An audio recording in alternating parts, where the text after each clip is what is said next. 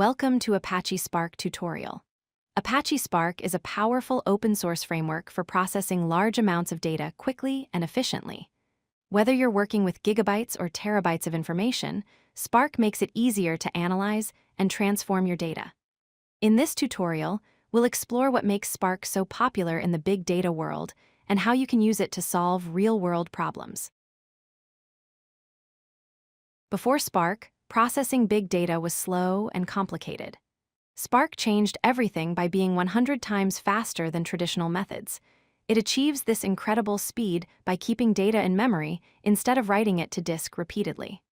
Spark also works with multiple programming languages like Python, Scala, and Java, making it accessible to developers with different backgrounds. Plus, it's designed to handle failures gracefully, so your data processing won't stop if something goes wrong. Traditional MapReduce was the original way to process big data, but it had significant limitations. MapReduce writes data to disk after every operation, which is very slow. Spark, on the other hand, keeps data in memory throughout the entire process, making it dramatically faster. For example, if you need to perform 10 operations on your data, MapReduce would write to disk 10 times. Spark would do all 10 operations in memory, completing in a fraction of the time. This is why Spark has become the industry standard for big data processing. Understanding Spark begins with knowing 4 fundamental concepts. First, Resilient Distributed Datasets, or RDDs, are the basic building blocks of Spark. They represent data split across multiple computers. Second, Spark Context is your connection to the Spark cluster, like a remote control for the entire system. Third, transformations are operations that create new RDDs from existing ones without changing the original data. Fourth, actions are operations that actually compute results and return them to you. These 4 concepts form the foundation of everything you do in Spark. RDD stands for Resilient Distributed Dataset. Let's break this down. Resilient means the data can survive if a computer in the cluster fails. Distributed means the data is split across multiple computers working together. Dataset simply means a collection of data. RDDs are immutable, which means once created, they cannot be changed. If you want different data, you create a new RDD through transformations. RDDs can hold any type of data and work seamlessly across your cluster. They're the foundation of Spark's ability to process massive amounts of information efficiently. Transformations are operations that create new RDDs from existing ones. The most common transformation is map, which applies a function to each piece of data. Filter removes data that doesn't meet your criteria. Flat map is like map, but can produce multiple outputs per input. Reduce combines all elements into a single value. Join merges data from 2 different RDDs based on a common key. The key thing to remember is that transformations are lazy, meaning Spark doesn't actually execute them immediately. It waits until you ask for the final result. This allows Spark to optimize the entire chain of operations for maximum speed. Actions are operations that actually compute and return results to your program or save them to storage. Collect gathers all the data from your RDD back to the main program. Count returns the total number of elements. First returns just the first element. Take returns the first n elements. Save as text file writes your data to a file. Take returns the first n elements. Save as text file writes your data to a file. For each partition applies a function to each section of data separately.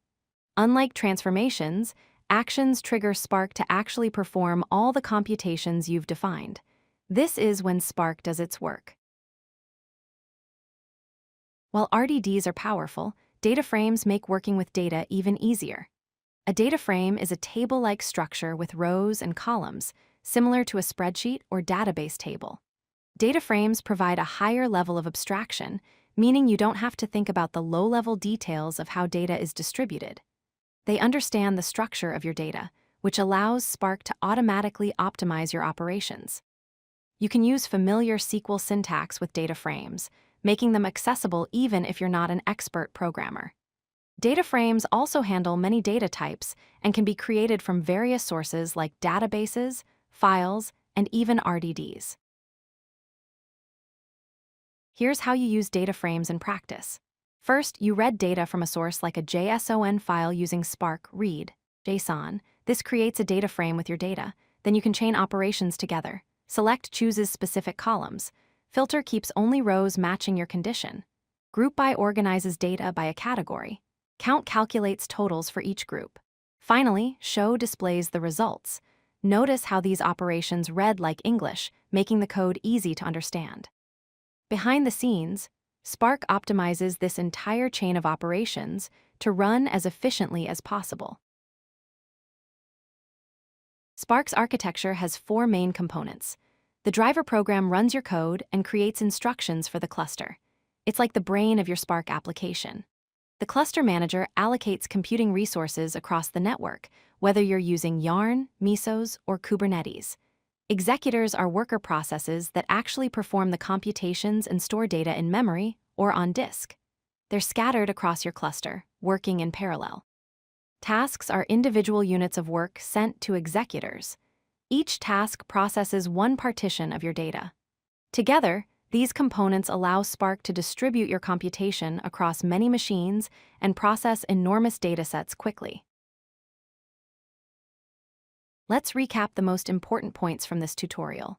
Spark is 100 times faster than traditional big data processing because it keeps data in memory. RDDs provide a fault-tolerant way to work with distributed data across clusters. DataFrames offer SQL-like operations with automatic optimization, making data processing simpler. Lazy evaluation means Spark plans your entire computation before executing it, allowing for intelligent optimization. Understanding these concepts gives you the foundation to work with Spark effectively.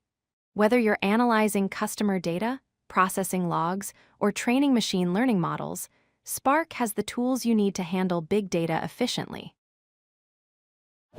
If you like this video, hit that like button and don't forget to subscribe. Visit codelucky.com for more such useful content.